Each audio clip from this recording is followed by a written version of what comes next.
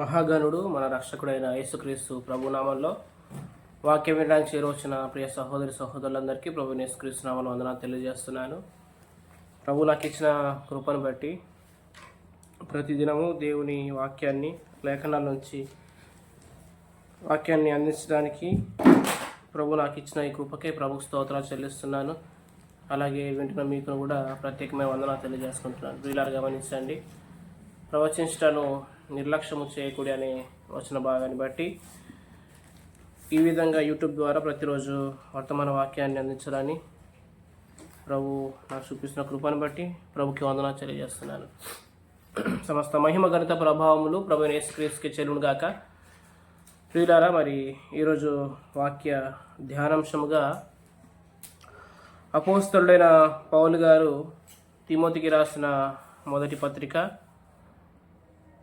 అపోస్తలుడైన ఆయన పౌలు గారు తిమోతికి రాసిన మొదటి పత్రిక 3వ అధ్యాయము 14, 15, 16 వచనాలు చదువుకుందాం. 14, 15, 16 వచనాలు. శీఘ్రంగా నీ యొద్దకు వత్తునని నిరీక్షించుచున్నాను. అయినను నేను ఆలస్యము చేసిన ఎడల దేవుని మందిరములో అనగా జీవము గల దేవుని సంఘములో జనులు ఎలాగూ ప్రవర్తింపవలెనో అది నీకు తెలియవలనని ఈ సంగతులను నీకు రాయచున్నాను. ఆ సంఘము సత్యమునకు స్తంభమును ఆధారమునై ఉన్నది. 16వ వచనం. నిరాక్షేపముగా దైవభక్తిని గూర్చిన మర్మము గొప్పదై ఉన్నది. ఆయన సశరీరుడుగా ప్రత్యక్షుడయ్యను, ఆత్మ విషయమున నీతిపరుడని తీర్పు పొందెను, దేవదూతల కనబడెను, రక్షకుడని జనములలో ప్రకటింపబడెను, లోకమందు నమ్మబడెను, ఆరోహణుడై తేజోమయుడయ్యెను. ప్రార్థన చేద్దామండి. మమ్మల్ని ఎంతగానో ప్రేమిస్తున్న మా ప్రియ పరలోక తండ్రి, పరిశుద్ధులైన దేవానికి వందనాలు స్తోత్రాలు చెల్లిస్తున్నా. ఇదిగో మా ప్రభువా, మరి ఈ సాయంకాల సమయంలో మీ సన్నిధికి వచ్చి మీ కుమారుని గురించి ధ్యానించడానికి, తద్వారా మేము జీవాన్ని పొందుకోవడానికి, సంతోషాన్ని, ఆదరణ, నెమ్మదిని, నాయన ఉత్సాహాన్ని పొందుకోవడానికి మీరు కృప చూపించండి. పరిశుద్ధాత్మ ద్వారా గంతులేసే అనుభవంలో నడిపించండి, వాక్షత అనుగ్రహించండి. పరిశుద్ధాత్మ నా వాటిలోని తీసుకొని మీకు బోధిస్తాడని చెప్పిన ప్రకారంగా ఆ బోధించే ఆ విషయాల కొరకై, ఆ యొక్క జీవాన్ని కూర్చిన సంగతుల కొరకై, ఆ సమాధానకరమైన సంగతుల కొరకై మేము నిరీక్షిస్తూ ఉంటుండగా మీరే కృప చూపించి సంగతులు తేటగా బయలుపరచమని, మీ కుమారుని మాత్రం అగుపరిచి మీరే మహిమగంత ప్రభావం పొందుకోమని, మీ యొక్క ఆత్మ సహాయాన్ని సమృద్ధిగా నాకు కలుగునుగా కానీ నిరీక్షించి యేసుక్రీస్తు ప్రభువు నామం పేట ప్రార్థిస్తున్నాం పరమ తండ్రి, ఆమేన్.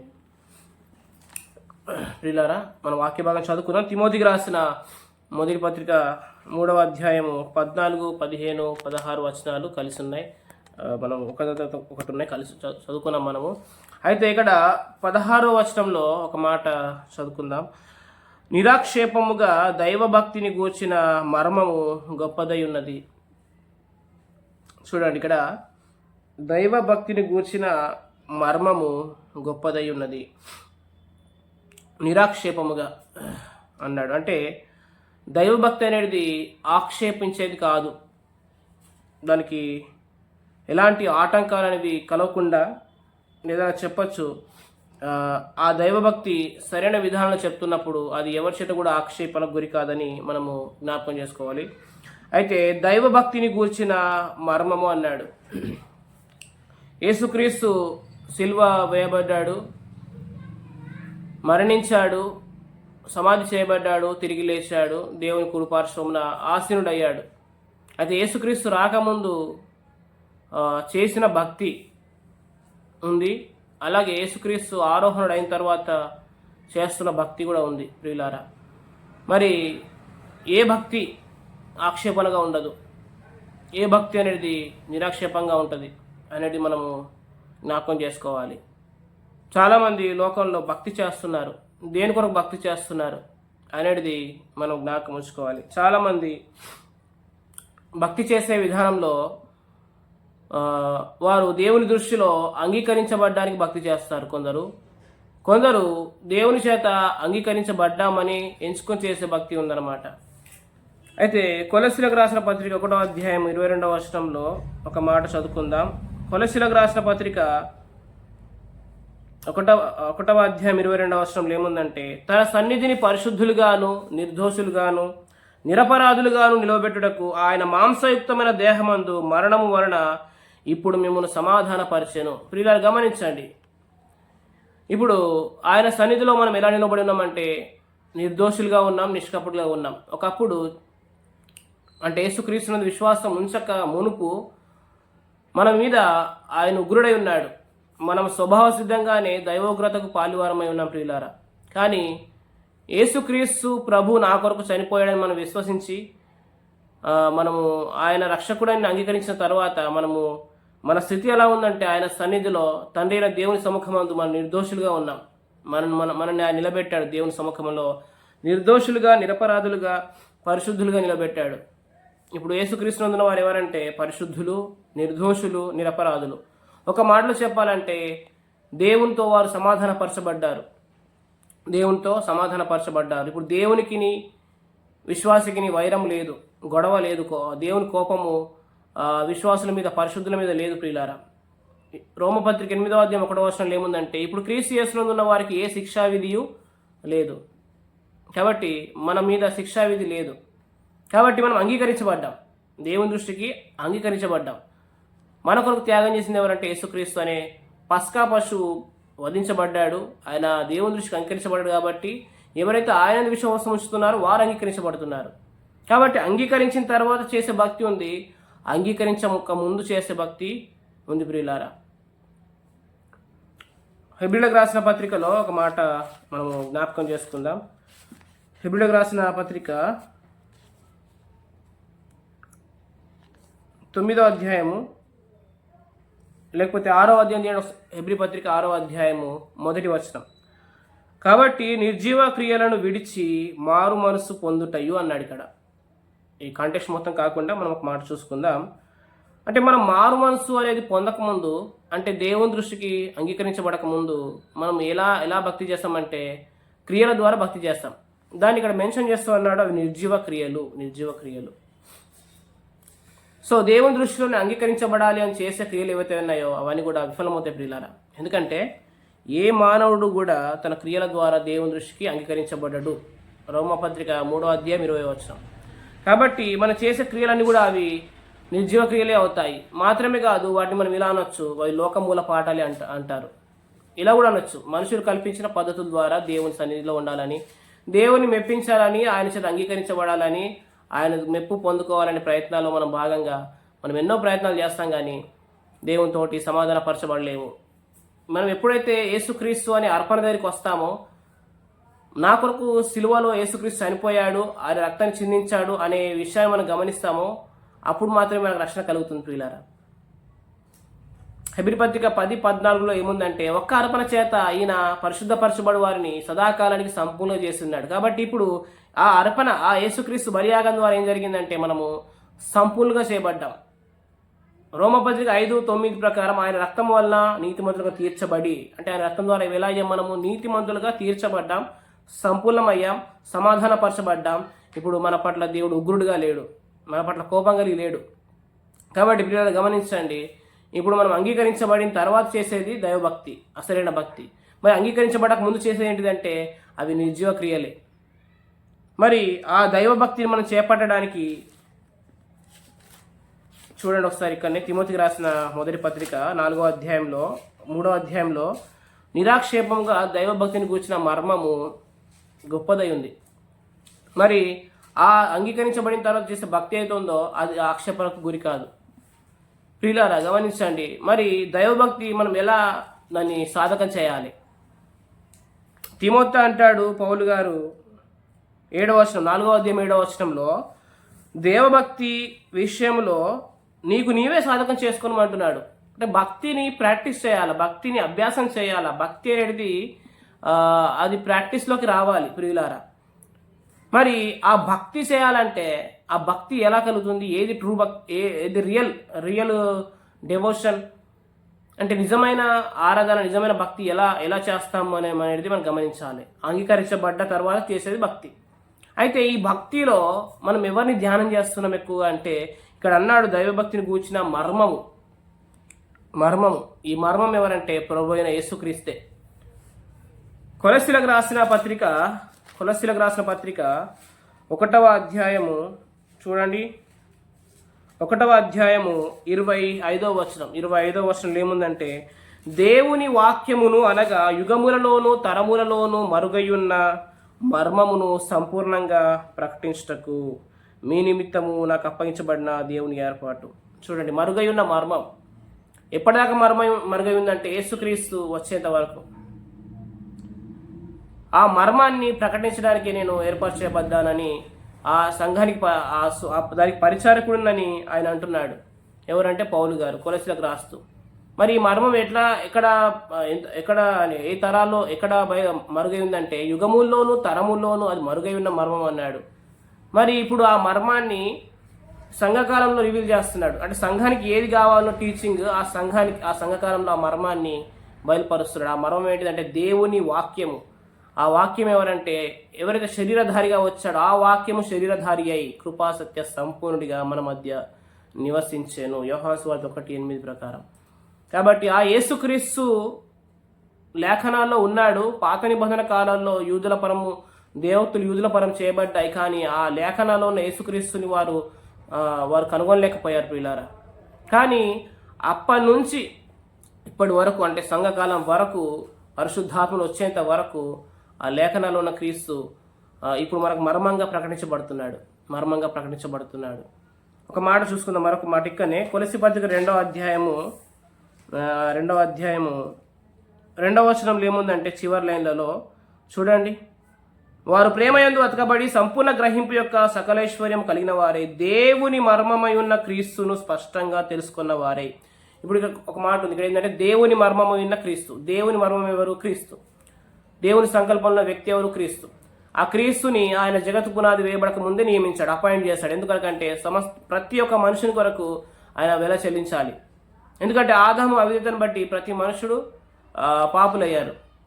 ఒక మనుషుని ద్వారా పాపం ద్వారా మరణము ఈ లోకంలోకి వచ్చిందని రోమపత్రిక 5వ అధ్యాయంలో ఉంది. కాబట్టి ఆ ప్రతి మనుషుని కొరకు ఆ మనుష్యుడు అవిధేయత చూపిస్తాడని ముందుగానే ఎరిగిన భవిష్యత్ జ్ఞాని అయిన దేవుడు జగత్తు పునాది వేయబడక ముందే మనకు ఒక బలి పశువును యేసుక్రీస్తు ప్రభువును ముందుగా నిర్ణయించాడు.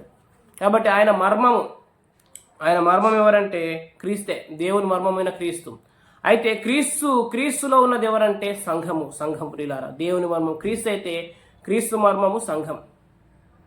ఆ సంఘంలో ప్రకటించబడితే ఎవరంటే క్రీస్తే ప్రకటించబడుతున్నాడు. లేఖనాల్లో ఉన్న క్రీస్తే, మరుగై ఉన్న క్రీస్తే, యుగాల్లో తరాల్లో మరుగై ఉన్న క్రీస్తే ప్రకటించబడుతున్నాడు. కాబట్టి ఆ క్రీస్తు ఎప్పుడైతే ప్రకటించబడతాడో మనకు దైవ భక్తి కలుగుతుంది ప్రియులారా. క్రీస్తు ఎవరంటే మనకు జీవమైన వాడు క్రీస్తు. కొలస్సీ పత్రిక 4వ అధ్యాయం 3వ వచనంలో ఆ మాట ఉంటుంది, మనకు జీవమైన వాడే క్రీస్తు. అయితే ప్రియులారా, మనం ఇందాక చదువుకున్న తిమోతికి రాసిన మొదటి పత్రిక 3వ అధ్యాయము 16వ వచనంలో నిరాక్షేపంగా దైవభక్తిని కూర్చిన మర్మము గొప్పదై ఉన్నది. ఆ మర్మము ఇప్పుడు ఇక్కడ సంఘం ద్వారా బయలుపరచబడుతుంది. ఆయన ప్రభు అయిన యేసుక్రీస్తే. ఆ మర్మం ప్రకటించబడుతున్నప్పుడు కొలస్సీ పత్రిక 2వ అధ్యాయం 3వ వచనం ప్రకారం ఆ మర్మం ప్రకటించబడితే వినేవారికి ఆదరణ కలుగుతుంది ప్రియులారా, ఆదరణ కలుగుతుంది. మరి సంఘాల్లో ఆదరణ కలిగించే వాక్యం దొరకాలంటే ఆ సంఘాల్లో క్రీస్తు మాత్రమే హైలైట్ చేయబడాలి, క్రీస్తు మాత్రమే ప్రకటించబడాలి. ఎందుకంటే క్రీస్తు మాత్రమే మనకు జీవమై ఉన్నవాడు. మన జీవం ఎవరిలో ఉందంటే క్రీస్తునందే భద్రపరచబడి ఉంది ప్రియులారా. మీరు క్రీస్తుతో కూడా లేపబడ్డ వారైతే పైనున్న వాటిని వెతకండి, అక్కడ క్రీస్తు దేవుని కుడిపార్శ్వమే ఉన్నాడు. కొలస్సీ పత్రిక 3వ అధ్యాయం 1వ వచనం. కాబట్టి ఆ క్రీస్తులోనే మన జీవం ఉంది. క్రీస్తే మనకు జీవమై ఉన్నవాడు.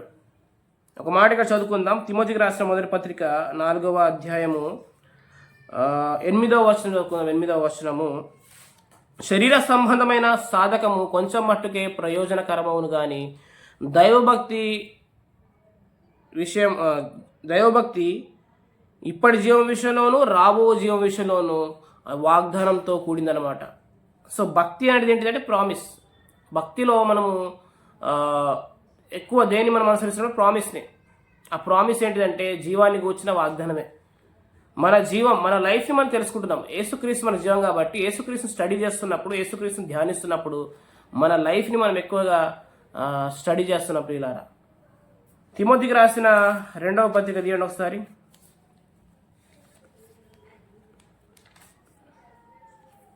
2వ పత్రిక ఒకటవ అధ్యాయం 1వ వచనం. క్రీస్తు యేసునందున్న జీవమును గూర్చిన వాగ్దానం అన్నాడు. ఇప్పుడు యేసుక్రీస్తులో వాగ్దానంగా ఏముందంటే మన జీవం ఉంది. మన జీవాన్ని గూర్చిన వాగ్దానమే ఉంది. ఆ వాగ్దానం ఎటువంటిదంటే తిమోతి పత్రిక 4:8 అన్నాడు ఇందాక, అది ఇప్పటి జీవం విషయంలోను రాబో జీవం విషయంలోను వాగ్దానం అన్నాడు. అంటే ఇప్పటి జీవం విషయంలో కూడా మన నిరీక్షణ పుట్టించేది ఆ వాగ్దానము, రాబో జీవం విషయంలో కూడా నిరీక్షణ పుట్టించేది వాగ్దానము. అంటే ఇప్పటి జీవం అంటే యేసుక్రీస్తునందు విశ్వాసం ఉంచిన తర్వాత మనం కొనసాగుతున్న ఈ క్రమంలో మనము ప్రతిరోజు కూడా ఆ వాగ్దానాన్ని మనం పొందుకోవాలి, ఆ జీవాన్ని పొందుకోవాలి, ఆ లైఫ్ని పొందుకోవాలి ప్రియులారా. మాత్రమే కాదు, రాబో జీవం విషయంలో కూడా అది వాగ్దానం అన్నాడు. కాబట్టి ప్రభు రాబోతున్నాడు, సకల పరిశుద్ధులతో కూడా ఆయన రాబోతున్నాడు. అప్పుడు ఆయనతో పాటు మనం భూమి మీద రాజ్యం చేయబోతున్నాం. రాబోయే యుగాల్లో కూడా మనం ఆయనతో పాటు వెళ్ళబోతున్నాం. యేసుక్రీస్తు విశ్వాసం ఉంచిన వాడు ఎవరంటే నిత్య జీవం గలవాడు. అతడు యోహాను సువార్త 5:24 ప్రకారం మరణంలో నుంచి జీవనం దాటినవాడు. అంటే అతను మరణం లేదు, మరణ ప్రభుత్వం కింద ఉన్నవాడు కాదు. అంటే అతను నిత్యము జీవించేవాడు. ఇప్పుడు జీవిస్తాడు, అంటే ఇప్పటి జీవనంలో జీవిస్తాడు, రాబో జీవనంలో కూడా జీవిస్తాడు. ఎందుకంటే అతని క్రీస్తు యేసునందు జీవాన్ని కూర్చిన వాగ్దానం ఉంది. కాబట్టి ఆ వాగ్దానం ఎప్పుడైతే, ఆ జీవాన్ని కూర్చిన వాగ్దానం ఎప్పుడైతే సంఘంలో బోధించబడుతుందో అతనిలో భక్తి కలుగుతుంది. భక్తి ఆ భక్తి ఆక్షేపణగా ఉండదు. కాబట్టి భక్తి అనేది సంఘస్థులు లేకపోతే విశ్వాసులు మెయింటైన్ చేయాలంటే ఆ యేసుక్రీస్తు మాత్రమే ప్రకటించబడాలి. దేవుని మర్మమైన యేసుక్రీస్తు మాత్రమే ప్రకటించబడాలి ప్రియులారా. మరి యేసుక్రీస్తుని ప్రకటించేది ఎవరు అంటే ఆత్మ పరిశుద్ధాత్మే ప్రకటిస్తాడు. చూడండి, యోహాను సువార్త 16వ అధ్యాయం ఒకసారి. యోహాను సువార్త 16వ అధ్యాయము 14వ వచనం. ఆయన నా వాటిలోనివి తీసుకొని మీకు తెలియజేయను కనుక నన్ను మహిమపరచును.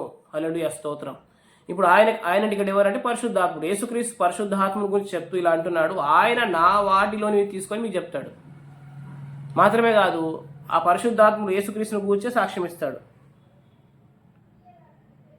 ఎక్కడున్నమాట అంటే ఈ 15వ అధ్యాయం 26వ వచనంలో ఉంది. సత్యస్వరూపి అయిన ఆత్మ వచ్చినప్పుడు ఆయన నన్ను గూర్చి సాక్ష్యం ఇస్తాడు, నా వాటిలోని బోధిస్తాడు. కాబట్టి ఇక్కడ 16-14 చెప్పాడు, నన్ను మహిమపరుస్తాడు ఆయన.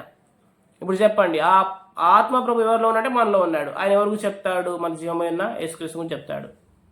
కాబట్టి సంఘంలో యేసుక్రీస్తు ప్రకటించబడాలంటే, సంఘంలో యేసుక్రీస్తు మాత్రమే, ఆ కేంద్రమైన యేసుక్రీస్తు మాత్రమే కనబడాలి అంటే ఆ సంఘంలో ప్రకటిస్తున్న నాయకుడు లేదా ఆ సేవకుడు, ఆ గృహ నిర్వాహకుడు ఆత్మచేత మాత్రమే నడిపించబడాలి ప్రియులారా.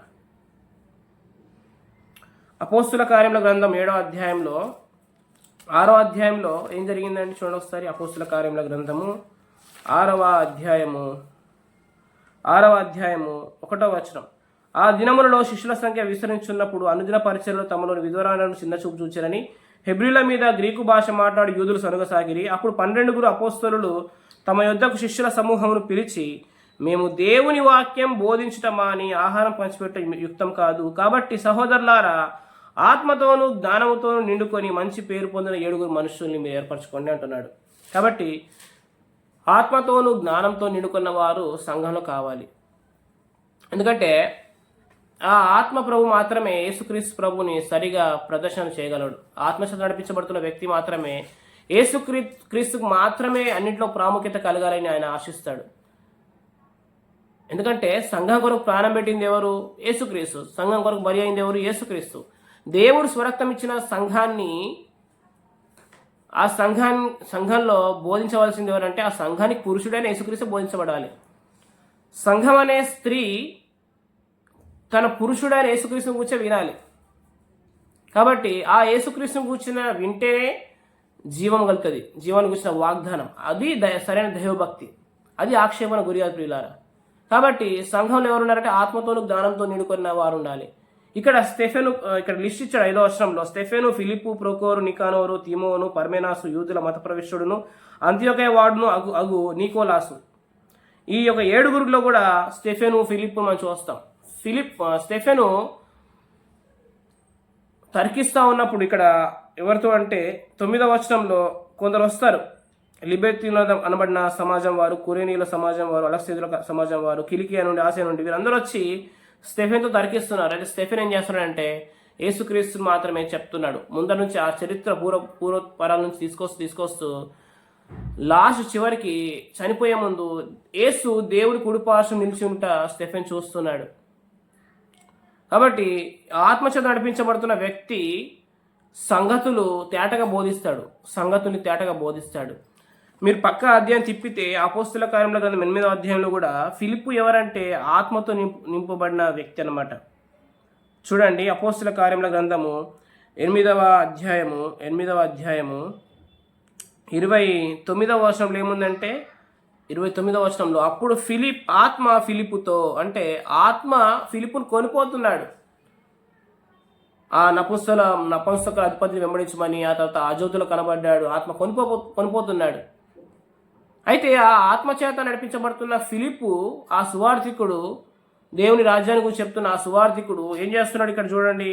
8వ అధ్యాయం 35వ వచనంలో అందుకు ఫిలిప్పు నోరు తెరిచి లేఖనమును అనుసరించి అతనికి యేసును గూర్చిన సువార్త ప్రకటించాను. హల్లెలూయా, స్తోత్రం. ఇప్పుడు ఈ ఆత్మచేత నడిపించబడుతున్న వ్యక్తి ఇక్కడ లేఖనాన్ని అనుసరిస్తున్నాడు. ఆత్మచేత నడిపించబడుతున్న వ్యక్తి యేసుక్రీస్తునే ప్రకటిస్తున్నాడు. ఆ యేసుక్రీస్తు అంటే జీవాన్ని కూర్చిన వాగ్దానం, జీవం, లైఫ్ వాగ్దానంగా ప్రకటించబడాలి. అప్పుడు మాత్రమే ఆ భక్తి నిరాక్షేపంగా ఉంటుంది ప్రియులారా, ఆక్షేపణ గురి కాదు. కాబట్టి సంఘాల్లో నేడు ఆత్మచేత నడిపించబడుతున్న వ్యక్తులు కావాలి ప్రియులారా. ఎందుకంటే సంఘం అనేది ఎప్పుడు కూడా అది వేగంగా విస్తరించాలి. సంఘం అనేది ఒక స్తంభంగా ఉండాలి.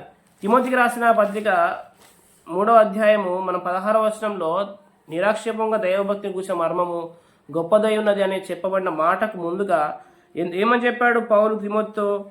నేను ఆలస్యము చేసిన ఎడల దేవుని మందిరంలో, అనగా జీవముగా దేవుని సంఘములో జనులు ఎలాగూ ప్రవర్తించవలెనో, అక్కడ ఫుట్నోట్లో అంటాడు, నీవు ఎలాగూ ప్రవర్తించవలెనో నీకు తెలియవాలని సంగతులు రాస్తున్నాను. కాబట్టి జీవముగా దేవుని సంఘం అది. సంఘాన్ని దేవుడు తన స్వరక్తం ఇచ్చి సంపాదించాడు ప్రియులారా. సంఘంలో ఉన్న వారు ఎవరంటే తన బిడ్డలు, తన సొత్తు. మీరు మీ సొత్తు కారు అన్నాడు ఆయన. ఆ సొత్తు అయిన ప్రజలు, ఆ జీవం గల దేవుని సంఘంగా పిలువబడుతున్న వారి విషయాల్లో మరి జనులు ఎలాగ ప్రవర్తించాలి, మరి వారితో నీవు ఎలాగ ప్రవర్తించాలంటే నువ్వు చెప్పే భక్తి, నువ్వు చెప్పే బోధ అది ఆక్షేపణ గురి కావద్దు. అంటే వాళ్ళు, ఆ సంఘస్థులు కట్టబడాలి, క్షమాభివృద్ధి పొందుకోవాలి, వారి జీవాన్ని అనుభవించాలి. అప్పుడు మాత్రమే ఆ సంఘం అనేది డెవలప్ అవుతుంది, అందులో ఉన్న విశ్వాసులు కూడా క్షేమం కలుగుతుంది. అపోస్తుల కార్యముల గ్రంథము 9వ అధ్యాయంలో 9వ అధ్యాయం 31వ వచనంలో ఏముందండి చూడండి. కావున యూదయ, గలిలయ, సమరయ దేశముల యందంతటా సంఘము క్షేమాభివృద్ధి నొందుచుంది. ఫుట్నోట్లో ఏముంది? కట్టబడుతుంది. అంటే సంఘము కట్టబడాలి, సంఘము క్షేమాభివృద్ధి పొందుకోవాలి. మాత్రమే కాదు, అనుదినము శిష్యుల సంఖ్య విస్తరించాలి. మనం ఇందాక చదువుకున్న అపోస్తల కార్యముల గ్రంథం 6వ అధ్యాయం 1వ వచనంలో ఏముంది? శిష్యుల సంఖ్య విస్తరించాలి. శిష్యుల సంఖ్య విస్తరించాలంటే మనం ఎవరిని ప్రకటించాలంటే యేసుక్రీస్తు మాత్రం ప్రకటించాలి. ఆ యేసుక్రీస్తుని మర్మంగా ప్రకటించాలి. లేఖనాల్లోంచి యేసుక్రీస్తుని మనం బోధించాలి పిల్లారా. లూకాసు సువార్త 24వ అధ్యాయంలో ఆ ఇద్దరు మనుషులతో మాట్లాడిన ప్రభువు ఏం చేశాడు? లూకాసు సువార్త 24వ అధ్యాయము ఎమ్మాయి మార్గంలో 24వ అధ్యాయము 27వ వచనం చూడండి. 27వ వచనం, మోషేయు సమస్త ప్రవక్తలను మొదలుకొని లేఖనములన్నిటిలో తన్ను గూర్చిన వచనాల భావం వారికి తెలిపాను. ఎవరిని గూర్చిన వచనాల భావము? యేసుక్రీస్తును గూర్చిన వచనాల భావము. లేఖనాలు అన్నింటిలో కూడా ఎవరిని గురించి రాయబడిందంటే యేసుక్రీస్తుని గూర్చి రాయబడింది. కాబట్టి ఆ యేసుక్రీస్తు ప్రభుని మనము ఆ సంఘానికి తెలియజేస్తే, ఆ జీవంగల దేవుని సంఘంలో మనం బోధిస్తే వారు యథార్థమైన భక్తి చేయగలుగుతారు. కాబట్టి వాళ్ళు ఇప్పటి జీవం విషయంలో వారు జీవిస్తారు, అంటే ఇప్పటి జీవం విషయం నిరీక్షణ కలిగి ఉంటారు. రాబో జీవన విషయంలో కూడా వారు నిరీక్షణ కలిగి ఉంటారు. వారు అనేకమైన వాగ్దానాన్ని పొందుకుంటారు ప్రియులారా. మనం యేసుక్రీస్తుని ప్రకటిస్తే ఏమవుతుందంటే వాగ్దాన రూపకమైన వాక్యంగా అది ప్రొజెక్ట్ చేయబడుతుంది. కాబట్టి ప్రియులారా, ఆ వాగ్దానాలు క్రీస్తు యేసునందు అవన్నీ కూడా అవునన్నట్టుగా ఉన్నాయి. కాబట్టి ప్రతి వాగ్దానం ద్వారా వారు మేలు పొందుకుంటారు, వారు క్షేమం పొందుకుంటారు, కట్టబడతారు, నిర్మించబడతారు. వారు పునాది మీద కట్టబడ్డట్టుగా వారు కట్టబడతారు. ప్రియులారా గమనించండి, ఆ పునాదిని మనం హైలైట్ చేయాలి. అందుకని ఎఫెసీ పత్రిక 3:20 ఏమంటాడంటే, క్రీస్తు యేసే ముఖ్యమైన మూలరాయి అయి ఉంటుండగా అపోస్తలులు ప్రవక్తలు వేసిన పునాది మీద మీరు కట్టబడుచున్నారు. కాబట్టి ఆ యేసుక్రీస్తు అనే పునాది మీద మనం కట్టబడిచిన ప్రియులారా. కాబట్టి సంఘానికి ప్రకటించింది ఎవరినంటే, సంఘానికి పురుషుడు ఎవరు అంటే యేసుక్రీస్తు. ఆ యేసుక్రీస్తుని మాత్రమే మనం ప్రకటించాలి. ప్రకటిస్తే ఏమవుతుందంటే ప్రతి ఒక్కరూ క్షేమ పొందుకుంటారు ప్రియులారా. కట్టబడితే నిర్మాణం జరుగుతుంది. కాబట్టి అది ఆక్షేపణకు గురి కాదు.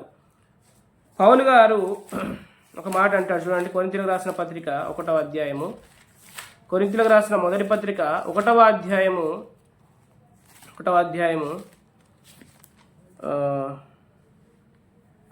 చూడండి,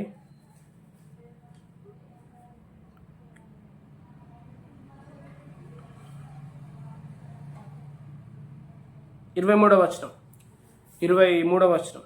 అయితే మేము సిలువ వేయబడిన క్రీస్తును ప్రకటించున్నాము. చూడండి, సంఘంలో పౌలు గారు ఎవరిని ప్రకటించాడు? సిలువ వేయబడిన యేసుక్రీస్తునే ప్రకటించాడు. ఆ సిలువ వేయబడిన యేసుక్రీస్తు ఎవరంటే, నీకు నాకు జీవమైన వాడు, నీ కొరకు నా కొరకు పరలోకంలో జీవిస్తున్నవాడు. ప్రభు ఏమన్నాడు మేడగదిలో? నేను జీవించుచున్నాను గనుక మీరును జీవింతురు.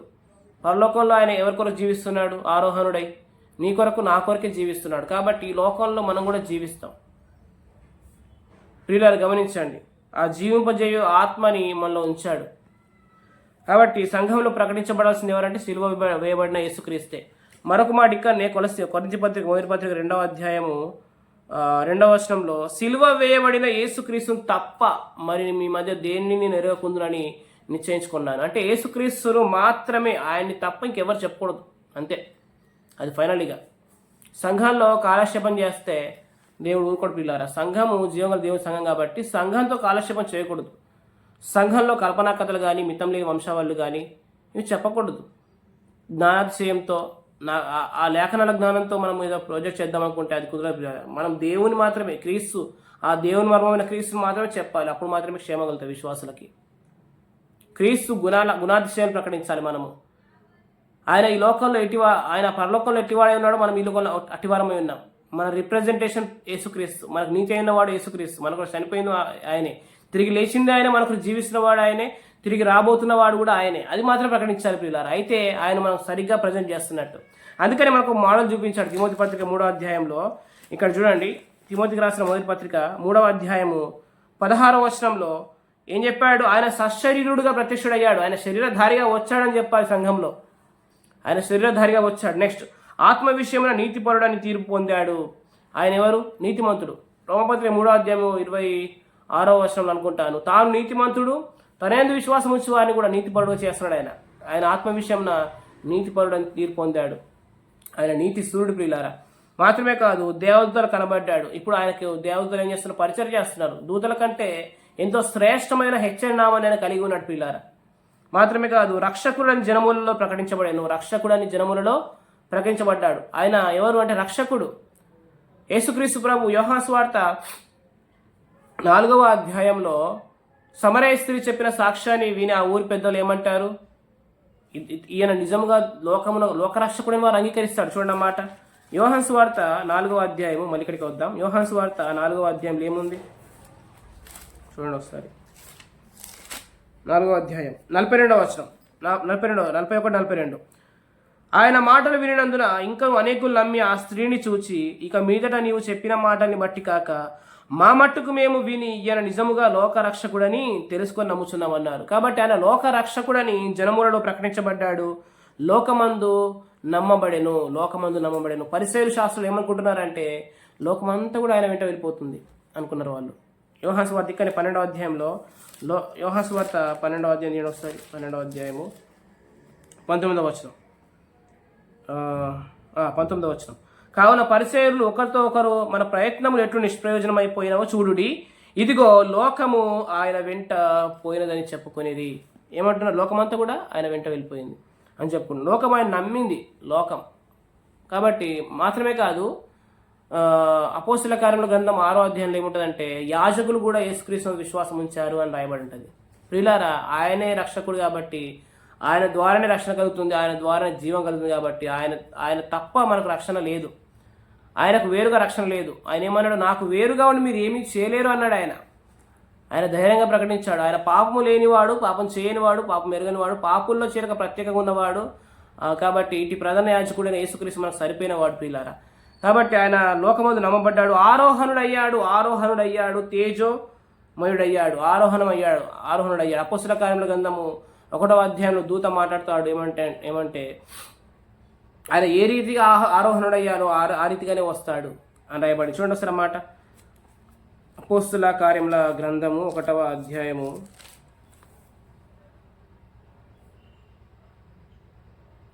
10వ వచనం 1వ అధ్యాయం 10వ వచనం. ఆయన వెళ్ళుచుండగా వారు ఆకాశం వైపు తేరి చూచుచుండిరి. ఇదిగో తెల్లని వస్త్రములు ధరించుకున్న 2 మనుష్యులు వారి యొద్ద నిలిచి, గలిలయ మనుషులారా, మీరెందుకు నిలిచి ఆకాశం వైపు చూచున్నారు? మీ యొద్ద నుండి పరమునకు చేర్చుకోబడిన ఈ యేసే ఏ రీతిగా పరమునకు వెళ్ళటం మీరు చూస్తారో ఆ రీతిగా ఆయన తిరిగి వచ్చనని చెప్పిరి. కాబట్టి ప్రియులారా గమనించండి, తిమోతికి రాసిన మొదటి పత్రిక 3వ అధ్యాయం 16వ వచనంలో మనం దేవుని మర్మమైన క్రీస్తుని ఎలా చెప్పాలంటే మొదటిగా చెప్పాడు, ఆయన సశరీరుడిగా ఈ లోకానికి వచ్చాడు, ఆయన శరీరధారిగా వచ్చాడు, కృపా సత్య సంపూర్ణిగా వచ్చాడు, మరి ఆత్మవిషయం నీతి తీర్పు పొందాడు. ఆయన మన నీతి అయి ఉన్నాడు, మన నీతిమంతులు తీర్చడానికి ఆయన మన కొరకు బలిగా అయ్యాడు, ఆయన పుణ్యకార్యం చేశాడు. అలాగే దూతలు కనబడ్డాడు, ఆయన దూతల పరిచయం మనం అనుభవించే కృపను మనకి ఇస్తున్నాడు. మనమందరం ఎవరంటే రక్షణ పొందుకున్నాం, మనకు రక్షణ స్వాస్థ్యం ఉంది, మన పరిశుద్ధుల స్వాస్థ్యం ఉంది. ఆ స్వాస్థ్యం పొందుకునే వారికి పరిచయం చేయవారు ఎవరంటే, మనకు సహాయకులు ఎవరంటే, మనకు పరిచయం చేసేవారు ఎవరంటే దేవదూతలు. ప్రియులారా హెబ్రీ 1:14 ఏముంటుందంటే, వారు సేవకులైన ఆత్మలుగా మనకు పనిచేస్తున్నారు వాళ్ళు దూతలు. 91వ కీర్తనలో కూడా నీ పాదములకు రాయి తగలకుండా మన ఎత్తి పట్టుకునే వారు ఎవరంటే దూతలే. కాబట్టి ఆ దూతల పరిచర్య అనుభవించే విధంగా ప్రభు మనకు ఆ గొప్ప భాగ్యం మనకి ఇచ్చాడు. అలాగే రక్షకుడు జనములో ప్రకటించబడుతున్నాడు. అనేకులు సువార్తకు విధేయులు అవుతున్నారు, సువార్త అంగీకరిస్తున్నారు చాలా చోట్ల. మాత్రమే కాదు, ఆయన లోకమందు నమ్మబడెను, ఆరోహణుడై ఆరోహణుడయ్యాడు, ఆయన తిరిగి రాబోతున్నాడు. సంఘానికి మనం చెప్పాల్సిన ఇంకో విషయం ఏంటంటే, ఆయన తిరిగి రాబోతున్నాడు, ఆయన సంఘం కొరకు రాబోతున్నాడు. కాబట్టి ఆ జీవగల దేవుని సంఘంలో దేవుని మర్మమైన క్రీస్తు ప్రకటించబడితే వారు భక్తి జీవితంలో వారి ఆక్షేపణ కలగదు. వారి భక్తి ఎలా ఉంటుందంటే ఒక ఫ్రూట్ఫుల్గా ఉంటుంది పిల్లల. ఆ భక్తి వారికి ఆదరణ పుట్టిస్తుంది. ఎందుకంటే మర్మమైన క్రీస్తు ప్రకటించబడుతున్నాడు కాబట్టి వారికి ఆదరణ పుట్టిస్తుంది. ఆ భక్తి ద్వారా సంఘము క్షేమాభివృద్ధి పొందుకుంటుంది, కట్టబడుతుంది. సంఘం అంటే ఎవరు? మనమే కదా, విశ్వాసులే కదా. యేసుక్రీస్తు ప్రభు రక్తమందు కడగబడిన వారే కదా, పరిశుద్ధులుగా ఉంటారు, పిలువబడిన వారు కదా, వారు పరిశుద్ధపరచబడ్డ వారు కదా. కొరింథీ పత్రిక 1వ అధ్యాయం 2-3 వచనాలు. కాబట్టి సంఘము కట్టబడుతుంది, సంఘం క్షేమం పొందుతుంది. కాబట్టి విశ్వాసులు వారు ఆత్మలో వర్ధిల్లుతారు ప్రియులారా. అప్పుడు యేసుక్రీస్తు వచ్చినప్పుడు మనకు ఆయన ఎదుట మనకు మెప్పు మహిమ ఘనత కలుగుతాయి ప్రియులారా.